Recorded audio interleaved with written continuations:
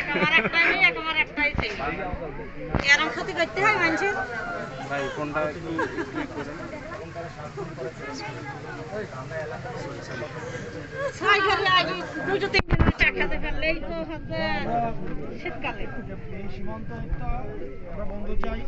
এই যে হাসিনার যারা দালাল, হ্যাঁ যে মোদি এই খুনিকে এই ভারতে হচ্ছে জায়গা দিয়েছে। খুনিরা হচ্ছে ভারতে আছে, কিন্তু ভালো মানুষকে ধরে ধরে নিয়ে হচ্ছে গুলি করে মেরে দিচ্ছে।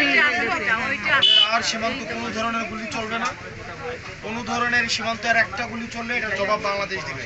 এবং বাংলাদেশ সরকারকে সিদ্ধান্ত নিতে হবে যে এই বিষয়ে যে সীমান্ত হত্যা বন্ধ করার জন্য কি সিদ্ধান্ত নিছে এটা আমরা আমাদেরকে জানাইতে হবে। এই নিশ্চুপ থাকা আমরা আর কোনো বরদাস্ত করব না। আমার পাড়া বাড়া দিয়ে খুব হয় এইসব ক্ষতি। এই তো ছয় ঘরে আগে হাতে কমাস হাতে 3 দিন দেওয়া মেরে হয়ে গেল।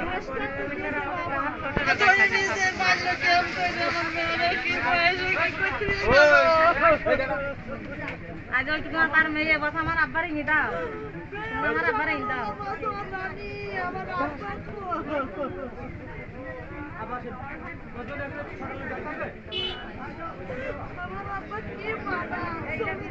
ওনার যে দাদি আছে না, দাদিকে একজন জিজ্ঞেস করছিল যে কি করা যায়, বলতেছে আমার নাতিকে ফেরত দাও। কই উনি তো খুবই বলতেছে যে ওনার আমার লাগবে। আর ওনার বাবার সাথে কথা বলে যেটা মনে হয়েছে নিজে কথাই বলতে পারে না। এক ছেলে, একটা ছেলে খুব অসুস্থ হয়ে গেছে। একটা ছেলে আর ওই ছেলের জন্য 28 বছর ছোট একটা বাচ্চা, 2.5 বছরের মেয়ে বলে অনেক বেশি হয়ে যাচ্ছে। এটা তো বাংলাদেশের সীমান্তেই ছিল না, বাংলাদেশের ভিতরেই তো আসলে যেভাবে এরকম মানে দিনও হয় না। কিন্তু পরবর্তী মাথায় বাড়ি গাড়ি লাগা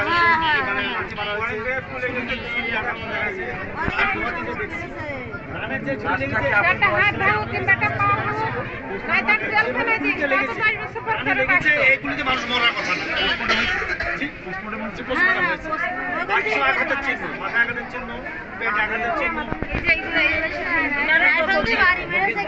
তখনই পিটার উল্টা হয়ে গেছে।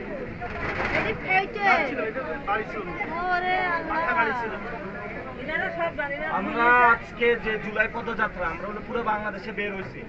আমরা রংপুরে ছিলাম, এখন এখানে এসেছি। আমরা প্রত্যেকটা জায়গায় সীমান্ত হত্যার বিরুদ্ধে বলতেছি, কিন্তু এটা পুরো বাংলাদেশের 18 কোটি মানুষ একসাথে দাঁড়াইতে হবে, এটা প্রতিবাদটা করতে হবে।